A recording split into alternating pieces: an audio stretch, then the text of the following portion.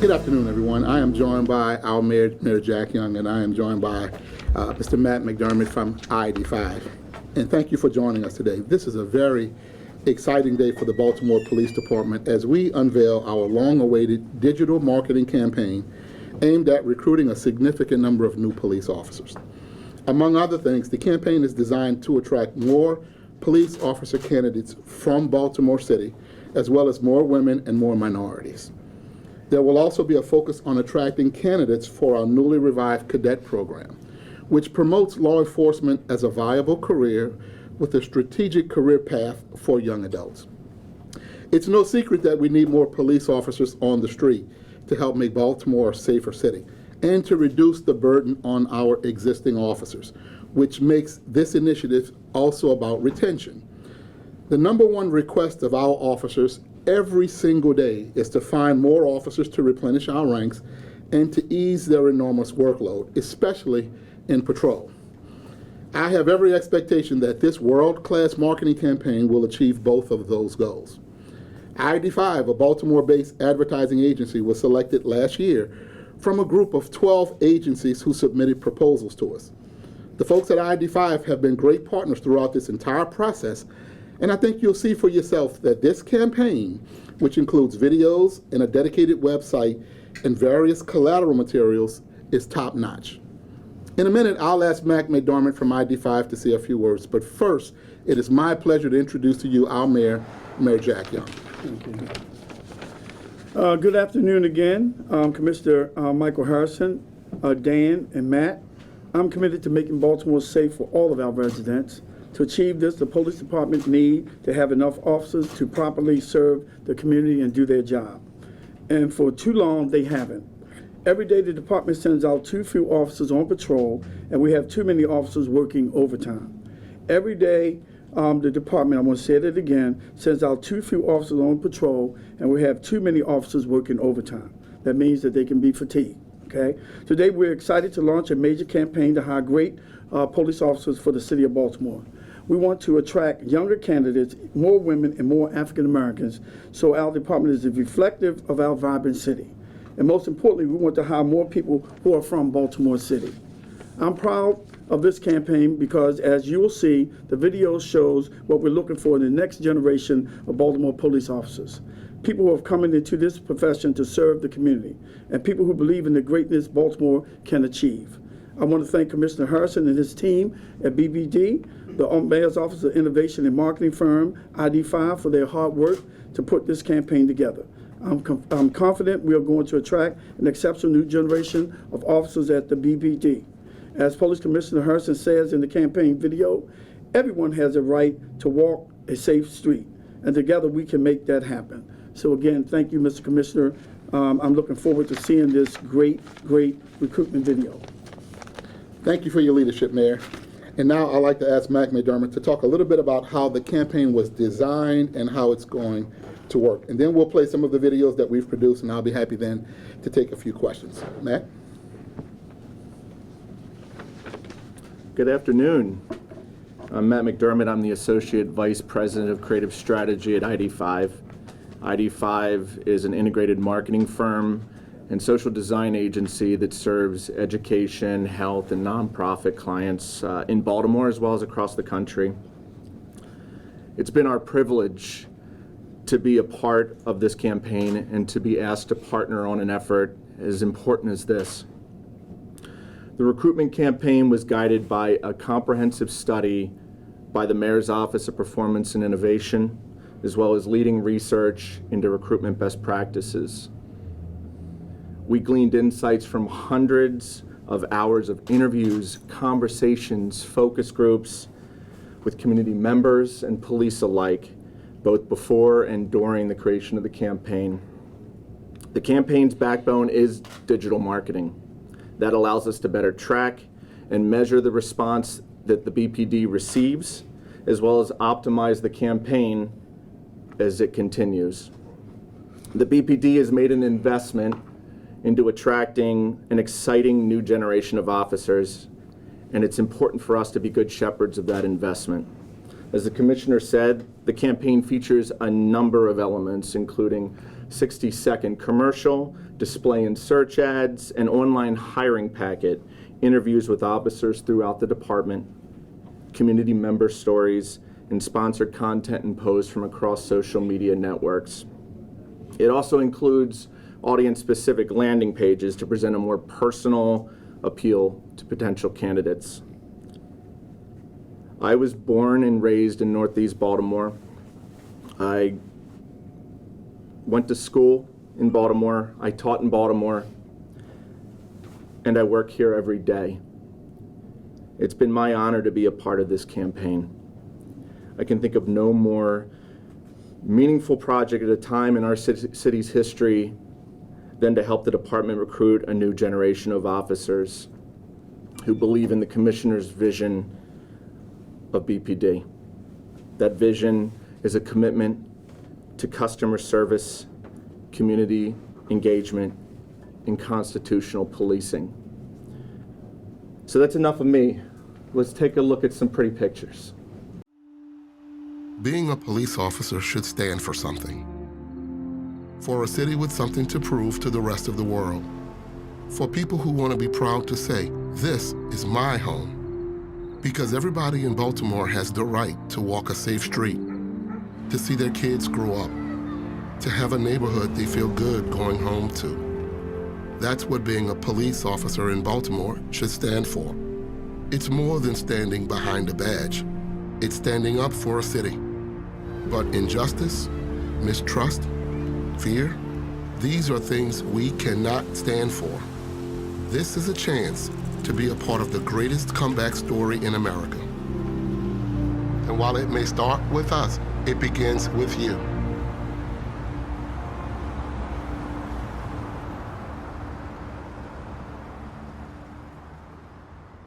I was young, probably about 3-4 years onto the job. You know, you're still trying to find your way and find your niche. I had a young kid who was attempting to begin selling drugs. I would see him all the time when I worked day shift, which is normally when children should be in school. He was about 14, 15 years old, and I began talking to him daily, and we forged this good relationship. And I would tell him, when I'm out here on day work, you can't be outside. You have to be in school. So, you know, of course, he would say, you can't tell me where I can be. I could be where I want. I was like, no, you're going to be in school. So either I'm going to take you to school or you're going to go to school. So you see me, you should be in school. So eventually that relationship, it grew. And he started coming to show me, hey, I've been going to school. You need to see my report card. So he was, of course, absolutely, he was failing in the beginning. And then eventually I would challenge him and say, well, you know, oh, these are not good grades. Let me see what you can do because I know you're smarter, you know, just to continue with that relationship. Eventually, he graduates. He sees me. He's like, hey, you need to meet me home. And I'm telling him, hey, get in the car. And he's like, you know I'm not getting in your car. You know I'm not riding with you. Just meet me home. So I get there. His mom is like, what is wrong with him? You know, he's all excited. And why are you bothering this lady? So he comes down the steps. He gives me his report card, and he has all A's. He graduates. So his mom is like, what did you say to this boy? I believed in him. And I think, for the most, that's what all our children need. Love and to be believed in. So, sorry. There is no average day. Every day you go in, there's something different. The radio goes off and you go to a call.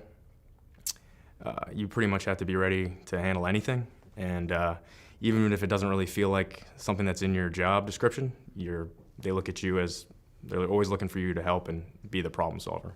You're asked to be some of the people that you run into, their parents, their only positive interaction in their life, and that's hard to be all those roles in one. What would I tell someone that's becoming a police officer? Just be sure that's what you want to do. And you can't just come in hoping for a paycheck like another job. You're going to be expected to do things that you weren't thinking you were going to have to do. So you really have to come into it expecting that it's going to take most of your life. I grew up in East Baltimore, and I've dealt with so many people that I've known. I have so many family members that have changed their lifestyles because I'm a police officer. And I have a lot of friends who have changed their lifestyle as well because I became a police officer. I believe that growing up in Baltimore made me a better police officer because I can relate to the community. People look up to me. The community appreciates me being there because I know exactly what they're looking for and how to handle calls the way that they want them handled. Growing up in Baltimore, I was afraid of the police when I was young. The reason being is because of the officers were not people of the community, per se, I would say. They did not understand the community. They were different. Their thoughts about the community were different. They grew up differently. And I understood that coming into the police force. Coming from Baltimore and now becoming a police officer will allow you to bridge that gap and understand the community better because they only see it in a law enforcement way. The community looks at you as a law enforcement officer, not Atiba the citizen or Atiba the person outside of being a police officer, the human being. So that's it. So let me thank ID5, Matt, and his entire team, and then the Mayor's Office of Innovation and their team. Thank you for your support, Mayor, and at this time we'll take a few questions. How many officers do you actually need, and what are you selling here? So we're looking at testimonials. I mean, if you're going after younger people, based on my family's history, you want to be a little more flashy. Well, a lot of, I'm going to let Matt jump in just a minute, but, a lot of research went into this from people who do this for a living, a lot of professionals who actually do a lot of strategic research on what people need. There are a lot of focus groups, and we talk to officers, we talk to civilians alike to come up with the strategy to give you what you saw today. So this is data-driven. This is not how we think it should be done. It's data-driven. And I think, number one, we want to grow our ranks. Certainly this is tied directly to retention. The number one thing officers ask for is more officers. So this is tied to retention. We want to grow our ranks. We want to make sure we reduce burdens. We want to make sure we certainly improve on working conditions for the officers. But we want to make sure we grow the ranks so that we can always outpace attrition and that we can give the relief to the officers who desperately need that relief right now. And we're looking to attract more people from Baltimore and more minorities to come to this department. And how many, because we've heard a couple of figures, how many officers would you like to have right now?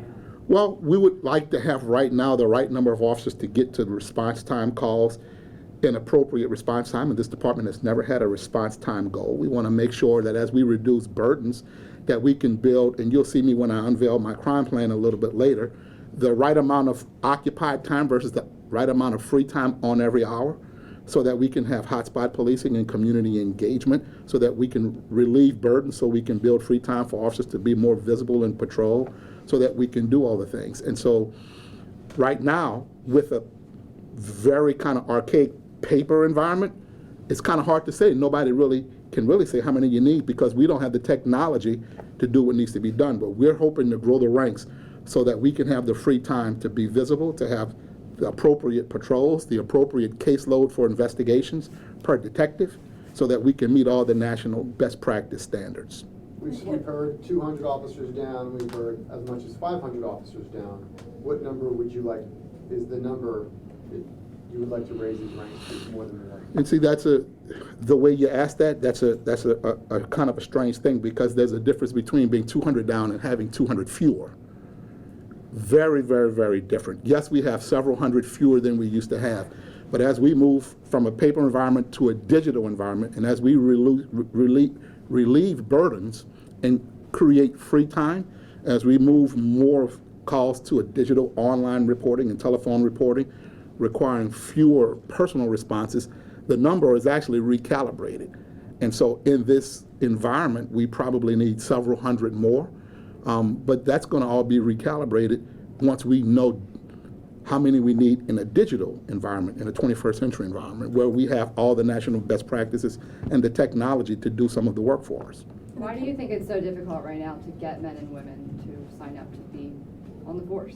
Well, that's a national challenge happening everywhere. It's events that have happened over the past few years. that have created an anti-police sentiment across the country, and what happens elsewhere affects us here. It doesn't have to be the thing that happens here. And so all of the police departments across America are struggling to hire the 2% or so of qualified candidates. And so for everybody who applies for a police department, usually it's about 2 to 3% of qualified applicants that make it from application to hire. And all of us are fighting for that small pool of individuals. And when people apply to a department in their area, they usually apply to multiple, but when they apply to departments across the country, they apply to about 10 to 20. And so we're competing with all of those agencies. Are you just not getting enough applications, or you're just not getting enough qualified applicants? Combination of both. And kind of going on that, Commissioner, with having nearby counties, Howard, Hartford, where the crime rate's a lot lower, anything you're doing with this campaign or in general to keep officers here and keep them from going to nearby jurisdictions? Absolutely. We're always working on retention, which is about improving working conditions, creating fairness and equity in our hiring, selection, and promotional process, about having upward mobility in the department and making this not just a good place to come, but a good place to stay and a place people feel comfortable and proud to be a part of. And I think this speaks volumes of being proud to be a member of this department. Maybe the mayor could weigh in on the question I'm about to ask, but in terms of incentives, other cities are offering tax breaks, school tuition, take-home cars, retention bonuses. Is any of that in the mix? Some of that, absolutely. We're already doing some of that. Yes. You know, so we have the tax break for officers who want to live here. I think we instituted the tuition reimbursement Yes. again. So there's a lot of things that we're doing to try to attract and maintain the officers that we have here, and also to encourage other officers who want to do laterals to come to Baltimore.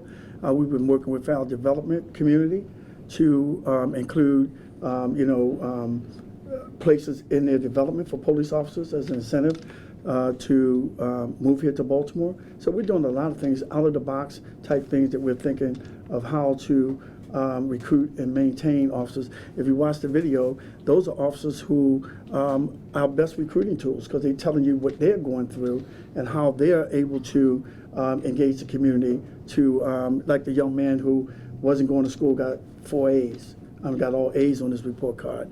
Or the young man who's from East Baltimore who normally wouldn't become a police officer, but wanted to be a police officer so that he can almost educate other officers on how to police in an urban environment, because that's what's needed. So we have a lot of tools to keep our police officers here in Baltimore, and we're every day thinking about more and more. Not just our police officers, but our school police, our sheriffs, our teachers, all those folks. We're trying to get these incentives to keep people in Baltimore.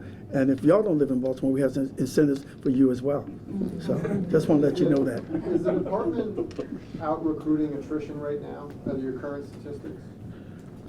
For this year, first of all, let me clear something up. The attrition rate here this year has been probably better than it's been in the past 10 years. And it is a widely misconception that attrition has been bad. It really has not. And this year it's the lowest it's been in about 10 years. It's really been kind of stagnant over the other 9 years, but this year it's lower than it's been in about 10 years. And so while from day to day we hire people and then lose people through attrition, we project this year that this year will be better than it has been in 10 years.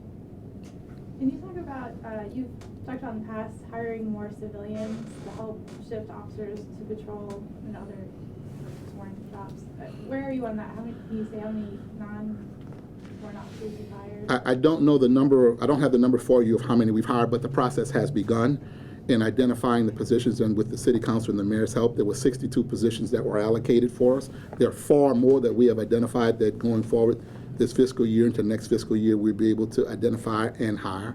But yes, we've already begun identifying candidates to fill those civilian positions, some of which were occupied by officers, so we can move them back into the field. Yes.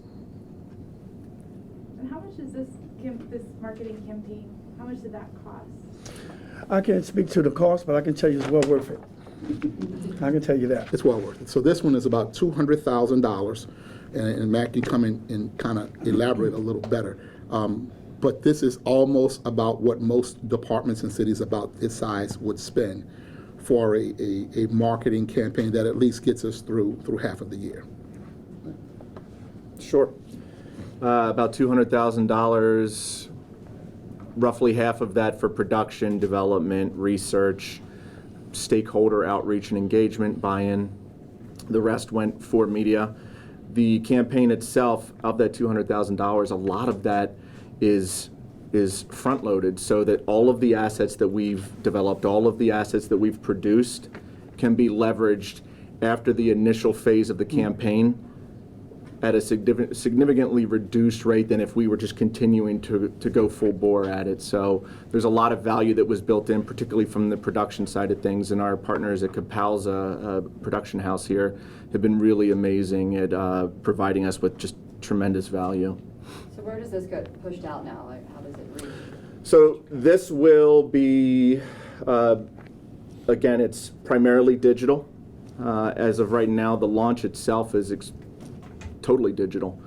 It'll go in display advertising, Google search advertising, get people a little bit further down the funnel, people who are looking for careers, and not necessarily people who are thinking policing is a career, people who are just as easily going to consider a career as an EMT or a teacher or a social worker.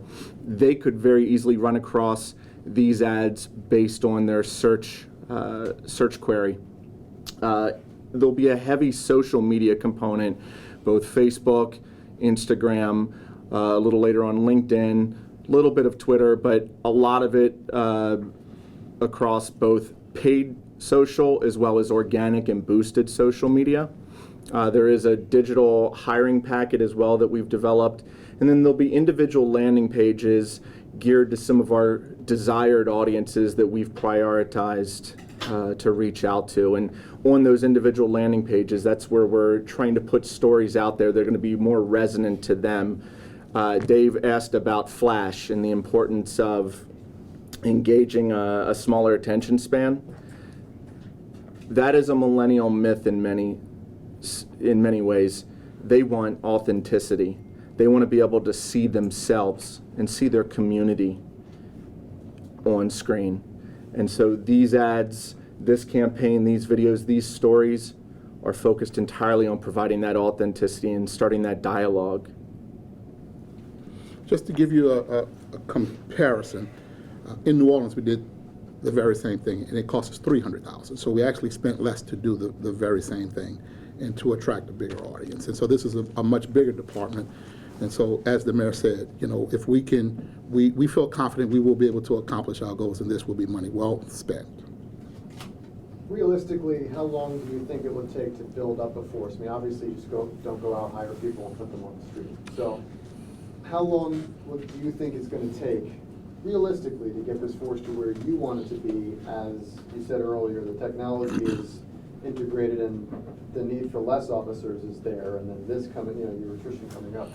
Where does it all fit in? Well, that takes time. That is always working on creating efficiencies so that the department can operate more efficiently with what we have, then operating more efficiently as we grow. And the next best thing to adding more people is to reduce burdens for the people who are already here. And so it is always to increase the annual net gain. And so to always grow that by having more officers stay while we bring more officers on, and then get more officers who are injured and not well to get healed and back to work. And so it is all of that working together all the time at the same time. Thank you very much. All right. Thank you. Thank you all.